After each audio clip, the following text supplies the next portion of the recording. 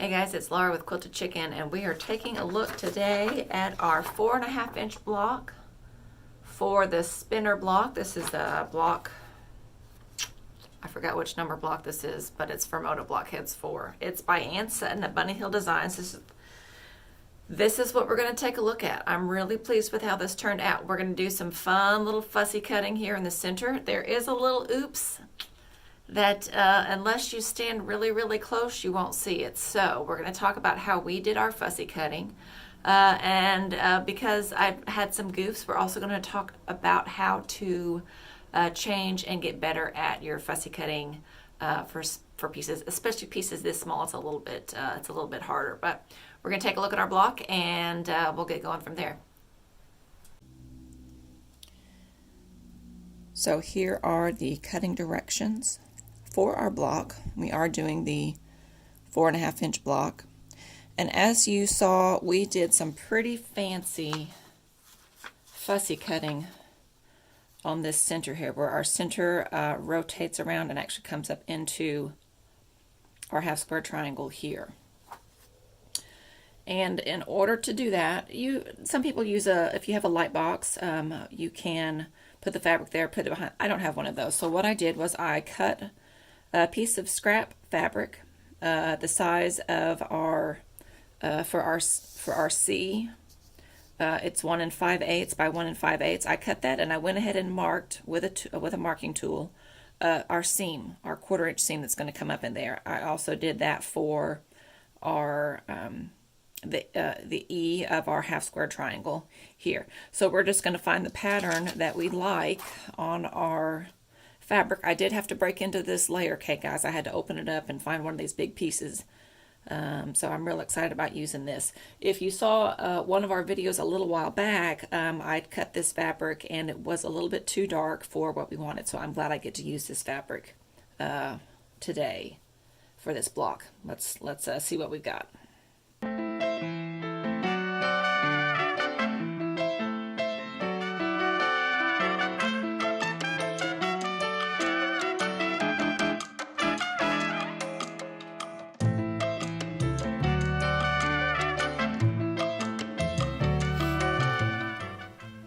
So I have cut up my piece. I did go ahead and press it so that I can now line it up and figure out what area I want to match up for the center of our square.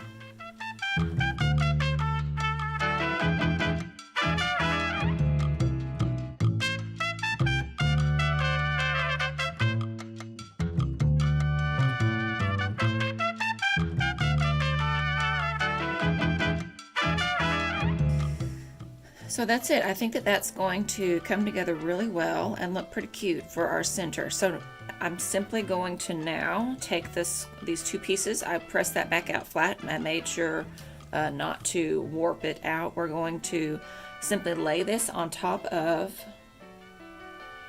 the rest of our layer cake piece here, and we're going to go ahead and cut all of these out.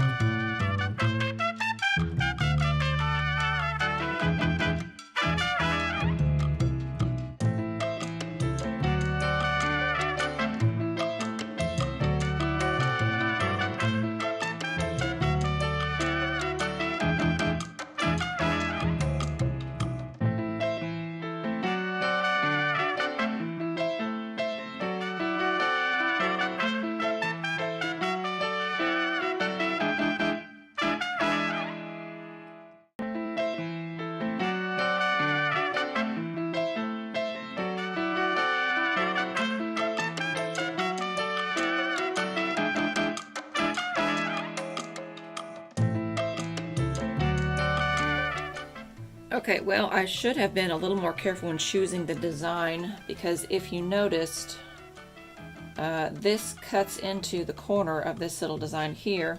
I should have played around and tried to find something. Thankfully, I had enough There is one square that's about 1/8 of an inch short, so we're going to be really careful when we put that in our center to make sure that it goes the correct, that we allow for that discrepancy.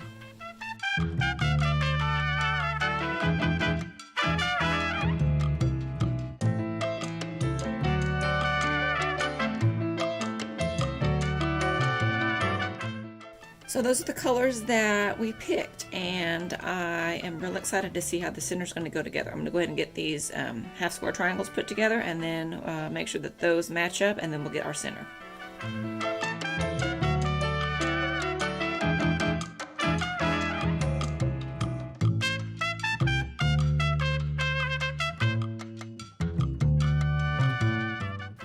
Okay, so this is my square that we cut a little bit shy, so I'm going to go ahead and do that one first. I'm going to line this bottom edge up because I know that's what matches, so it's just going to be a little short on that edge there.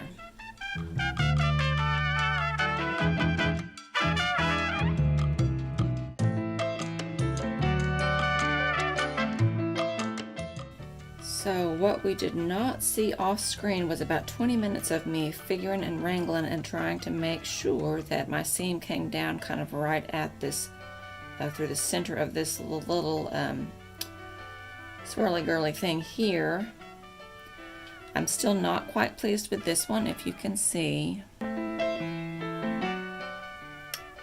This one you do not see much of that gray. This one, the gray is a little bit more prominent, so I'm going to take the seam out up to about, oh, it's that whole thing down there. So we're going to take this out. We're going to try to re-square this up. I might have to cut another section so that we don't lose our, oh, you know what? We might have some room. Let's take a look.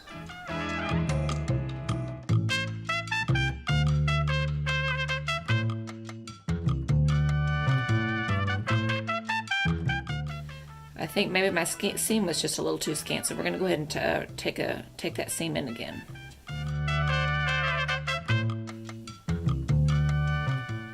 Remember, here's our square that was a little scant, so it's come in. It's still going to make it inside of that 1/4 inch. It's going to be a little close though. Guys, look at that.